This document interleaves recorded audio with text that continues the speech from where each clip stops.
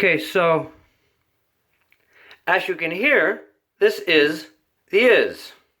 This is the next step in the S1 sigil project.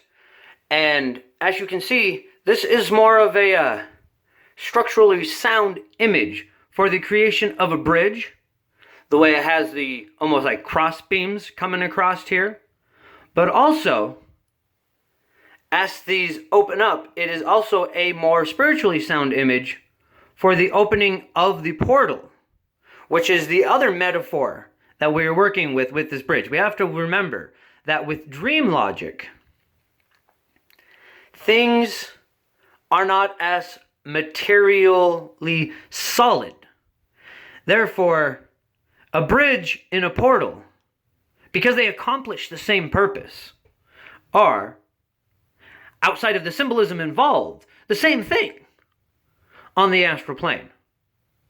A bridge and a portal will both take you to somewhere new, a different place. You can easily walk across a bridge and wind up in an entirely different part of the astral, the same as you could a portal. Or use a portal to simply cross a river. Yeah? They are, in essence, the same thing on the astral plane, though there is a large difference, of course, on the material plane.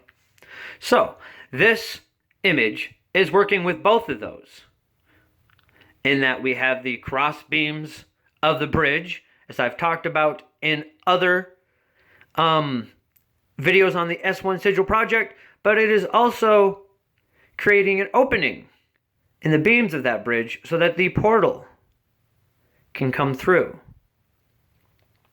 Now, the creation of the sigil, once again, was not entirely my doing. What it is that when I did feel the urge that it was time to change the sigil. I knew that that was going to be happening. It may happen again. Well, it's probably going to happen again between now and May 5th. But I knew that it was time for it to change.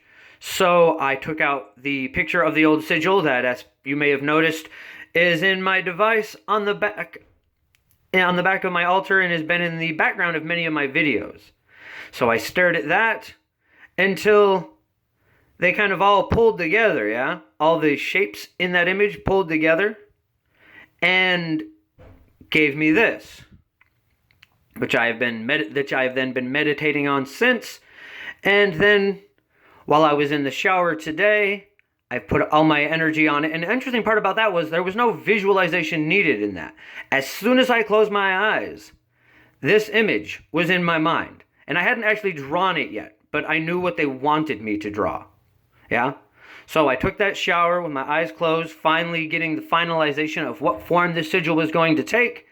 And then when I got out of the shower, I began hearing the is. Well, actually, I was still in the shower when I started hearing the is and started doing that chant. So then I come out here and I drew the sigil, began the chant, and then I remembered to turn on the camera because I do want you guys to be part of this. And I turned on and I drew it the second and the third time with the camera on. I don't know if you could tell because the first one wasn't real visible. The fog had kind of come into it. By the time we get to this third one, of course, it's quite clear. But, so, we are continuing our opening the portal to allow more magic into this world. In the last video, I did say that I wasn't sure exactly what form that was going to take. I do have to be honest, that is the case. But I do think anyone that has been involved with this and has been working with these sigils should feel the same effects that I am likely to feel at the beginning of this, and that is a reconnection with the higher self. Hopefully we're going to do that on a much larger scale than just those of us that are actually participating in the project. But only a few months till we find out, yeah?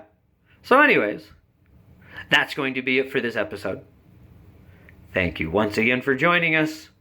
If you haven't subscribed to the channel, please take the opportunity to do so now.